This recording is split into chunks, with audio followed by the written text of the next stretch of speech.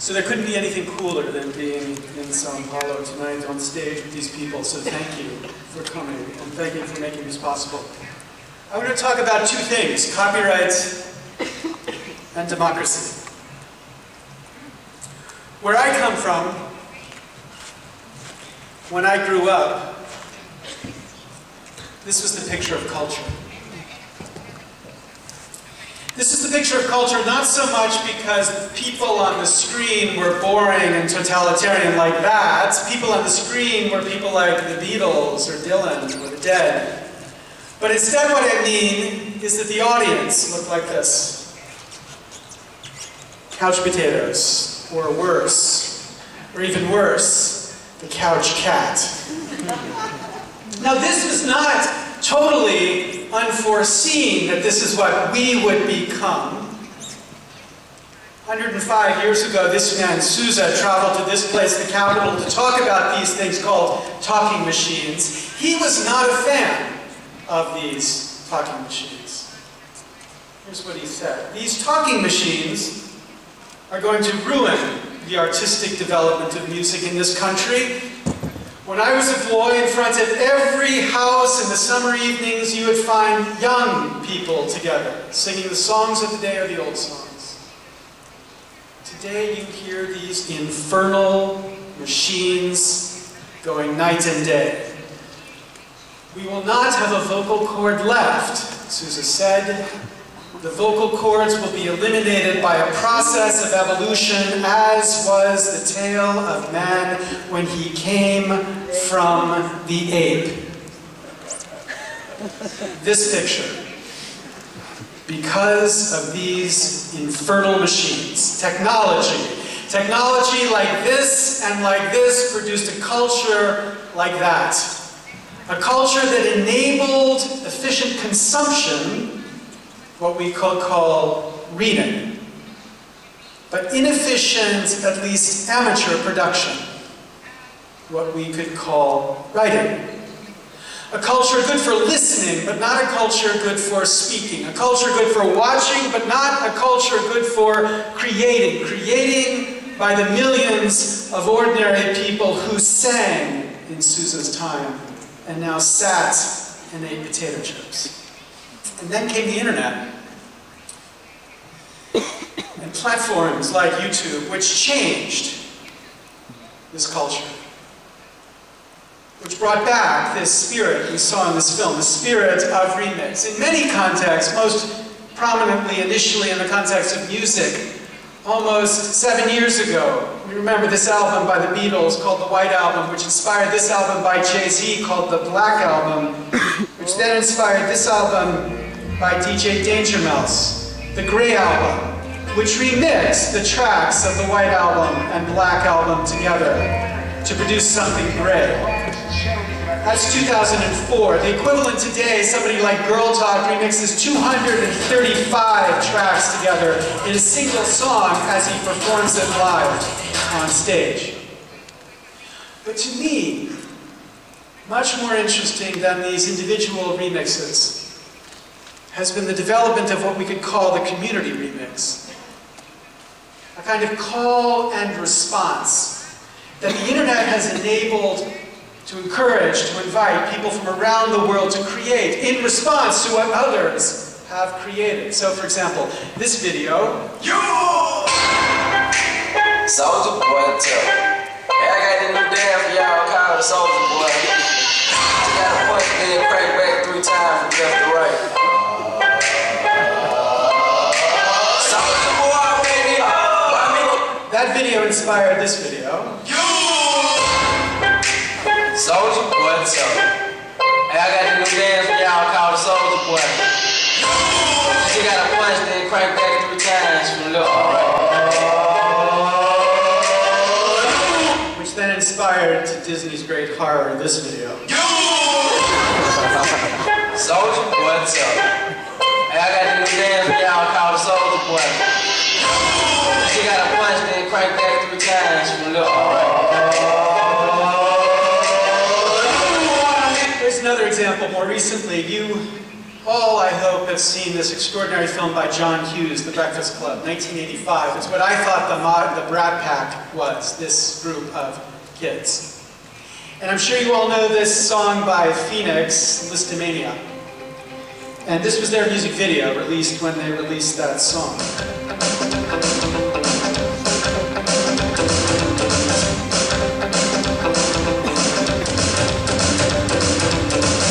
Somebody got into their head, what happens if we mix The Breakfast Club and Listomania? And they produced this video.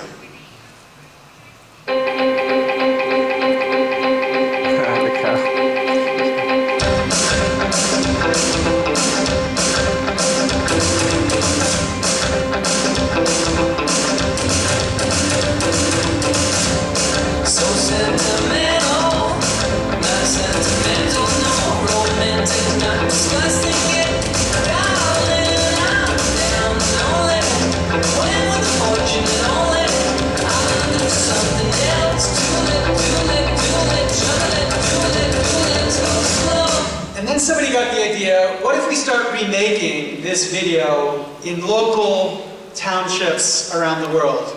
So Brooklyn was first.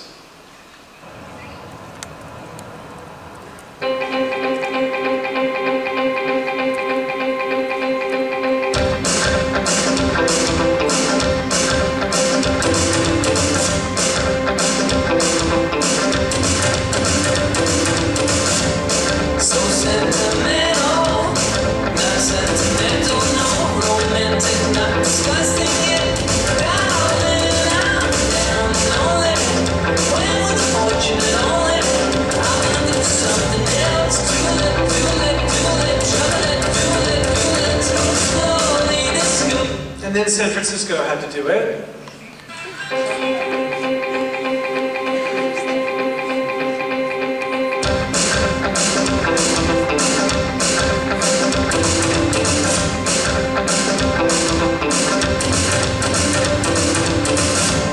So sentimental, not sentimental, no romantic, not disgusting yet.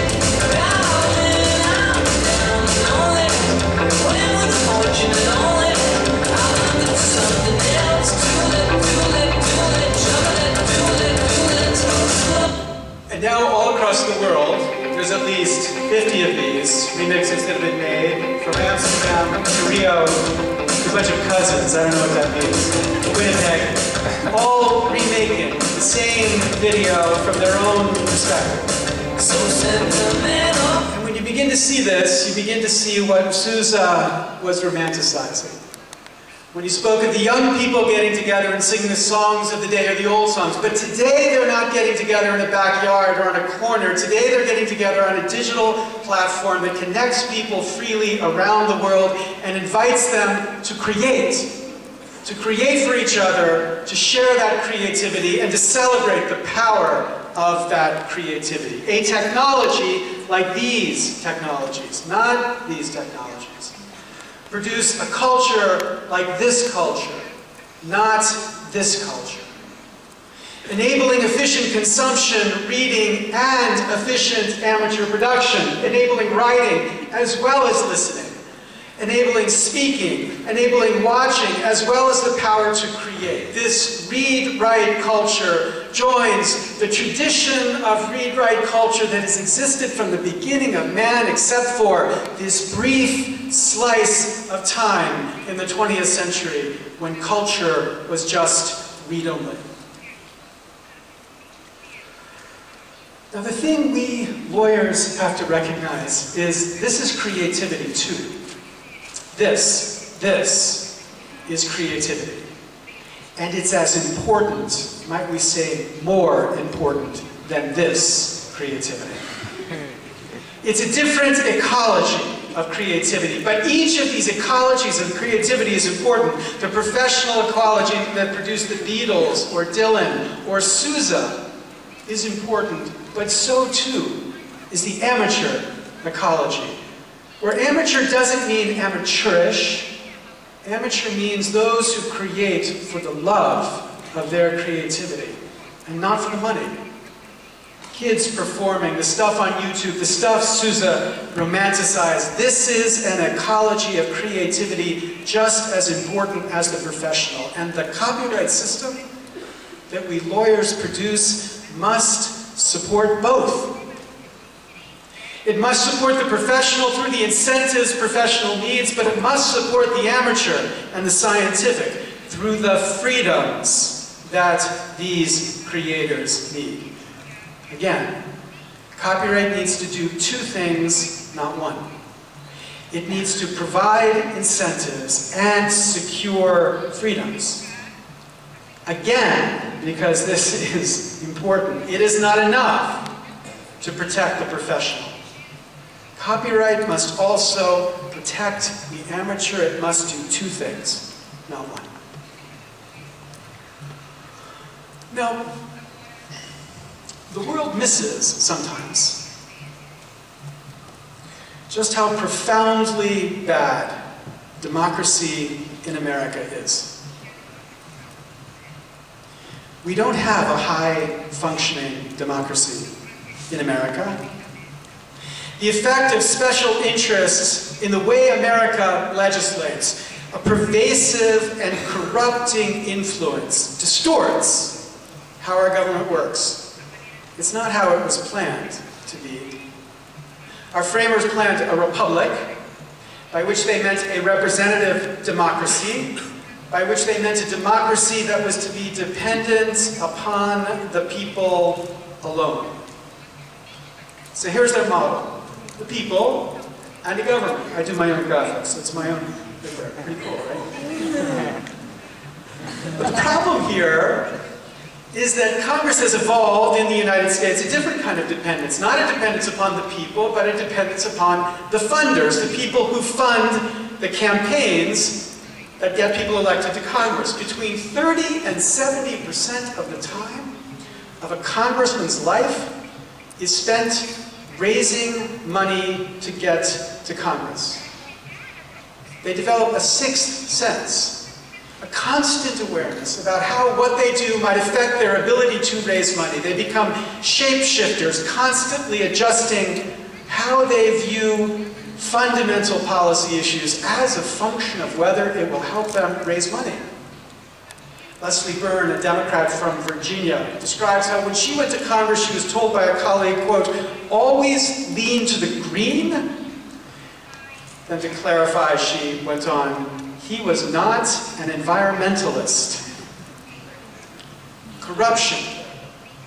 Not in the sense of money handed out in brown paper bags, not the kind of corruption that Rod Blagojevich was convicted of, the governor of Illinois, but instead a kind of dependency corruption, a wrong type of dependency upon campaign cash, distorted what they do. It yields cynicism in America. 75% of Americans believe money buys results in Congress, and yields a profound lack of trust in our government.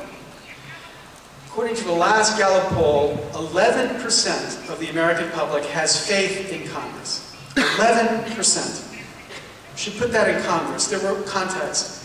There were more people at the founding of the United States who believed in the British Crown than who have faith in our Congress today.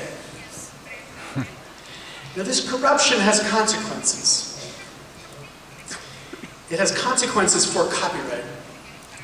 It produces the kind of copyright extremism that defines American policy today.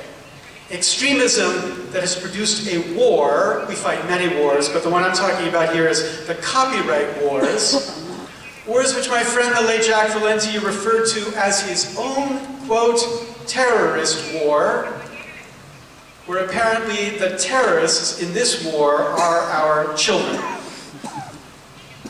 Now, this war has been exported. It's been exported to many places, but it's also been exported here. And you need to resist this war.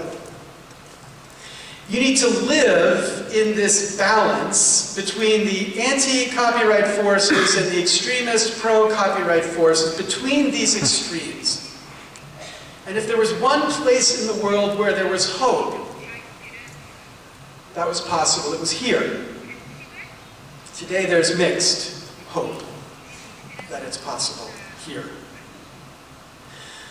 On the one hand, this country is, as my friend and hero Gilberto Gil, quoting another friend and hero Claudio Prado, says, the advantage of Brazil is that you get to skip from the 19th century to the 20th century. You get to skip the 20th century, this century of closed, read-only culture, and celebrate the kind of culture you've always been, untouched by this perversion. For here, this read-write culture survives. It's how you breathe. And number two, here there is progress, legal progress. Today, the President signed the Civil Rights Framework, which, when sent to Congress, will be an important set of principles defending internet rights in this country. But we should also say here there was progress. December of 2009, I was here celebrating a project for an extraordinarily important change in copyright law that would have been the most important liberal advance in copyright law anywhere in the world. The most progress anywhere was happening here. Brazil was a leader.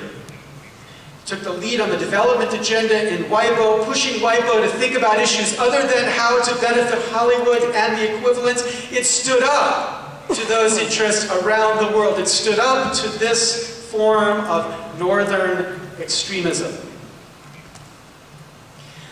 Now, some think that opportunity for that strength, for that courage is fading. It seems that's possible. And it seems that if it's fading, it's the same interests, the same special interests that are diverting reform here as in the United States. I won't say that it is. It's not my place. I don't know enough. I'm eager to listen to understand whether that's true. But if it is true, you need to fight this. You need to fight this by, number one, practicing the kind of balance and celebration of creativity, respecting the rights of all artists, but respecting the rights of a culture to share in that creativity too. The kind of balance which we try to put into form when we launched Creative Commons, nowhere more importantly than here. Now, there have been some who have said you should be suspicious of Creative Commons.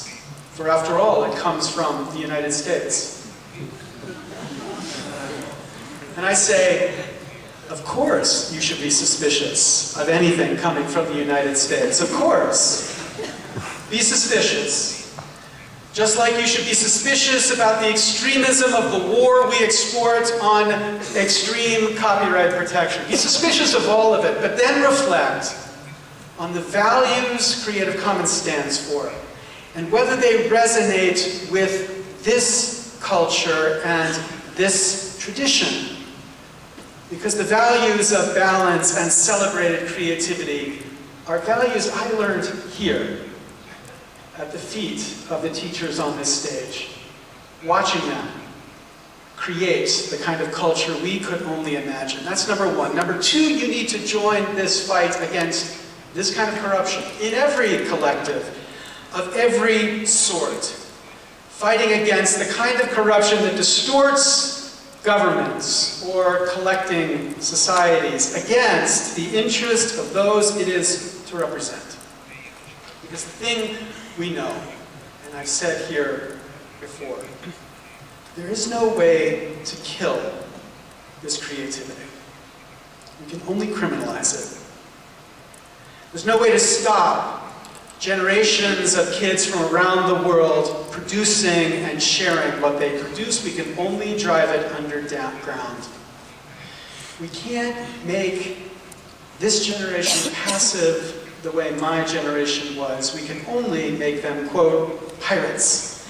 The question governments around the world have got to ask is that any good? Everywhere, but especially in America, kids live in this age of prohibitions, constantly living their life against the law. But that is corrosive and corrupting of the rule of law in a democracy. You need to join us to stand up to this US extremism. Please, let Brazil lead this fight once again. Thank you.